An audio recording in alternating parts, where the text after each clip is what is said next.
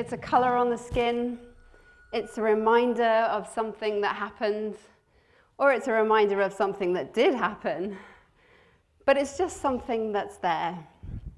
For me, it was a warning. I was dying, and I didn't know it. That bruise was going to take my life, and I didn't know what to do. I stepped into a hospital consultant. I work in hospitals. I'm not scared of hospitals. I walked in as a patient, and I was somebody different. The doctors told me, "You'll be lucky if you're here tomorrow.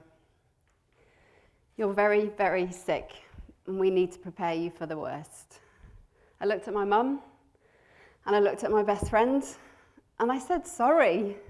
I didn't know what else to say, because with cancer comes great responsibility to ring the people that you love, to tell them the news that you've just heard, to relive that so many times.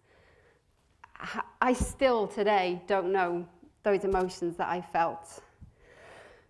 Leukemia, it's everywhere. It's in my blood, that life force that I need to be alive. That cancer, where is it? Is it leaving bits of cancer all over me? Where else will it go? How do I cope with this? The only way I know how, and that was to smile and to be strong and to be the version of me that I needed to be, because I needed to get other people through my disease. As I said, with cancer comes great responsibility. I was dying and I did know it. So, fast forward, I went through my treatment. I was still there the next day, and the day after, and the day after that, but everything was still against me. I wasn't responding to treatment. My consultant shuffled in, and he said, "It's not working." I wished he'd just said it was working. I wished he'd told me a lie. But I still had to smile. I still had to carry on because I still needed to support the people that were around me. So I went through my treatment. I followed the rules as best as I could. Nobody writes a patient handbook and tells you how to deal with these things. So I'm a bit of an adventurous, walk my own path, defy things, do things that I'm not meant to do. And I did all of these things during my treatment. I fell over a Labrador, I split my knee open, I offered to stitch it myself. But I needed that version of me. I needed to just pretend because I needed to live whilst that was still available to me.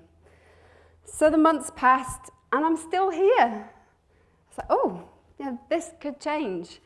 And my numbers started to go up and I started to get stronger. And then I went through the process of being rebooted, just like a computer. Switch me off, switch me back on again. Let's see if she works this time. The fourth time I worked. The fourth time I was alive. I'd survived. Yes, girl. I'm still here. I'm still here. But 5 years on, I walked out of that hospital last February after the doctor just said, "You're free to go." I was like, oh, okay. Well, where do I go? What do I do? I could go to a knitting group. I could go to eat cake.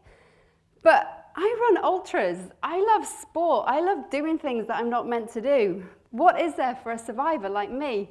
What is there that I can do? I'd lived this prescribed life. I'd had this healthcare, this army of healthcare that were there supporting me, helping me stay alive. And then all of a sudden, that scaffold was gone.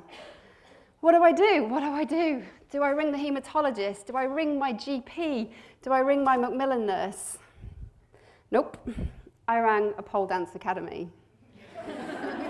So bruises were my nemesis. I needed to make friends with that. Bruises terrified me. That mark on my skin, that discoloration, nothing more than absolute terror, absolute fear. Am I dying? And I don't know it. So I made the call. Hello?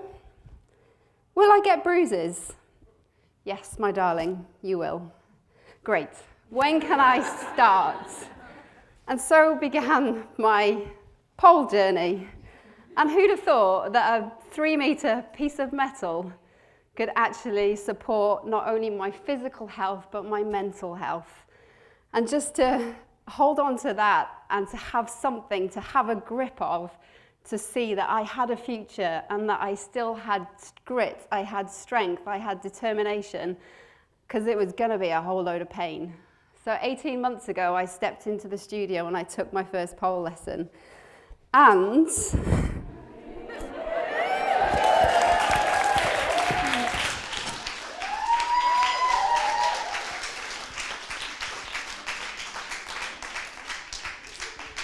this body that let me down and this body that was trying to kill me, all of a sudden had to learn to walk again.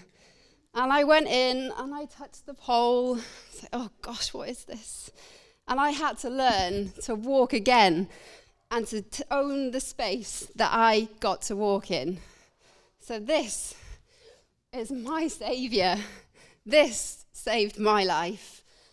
And my bruises now, I bloody earned them. I worked hard and I achieved them. And we all have bruises. We have bruises on the inside, we have bruises on the outside. But you have to find something that challenges them. And you have to find something that keeps you feeling alive.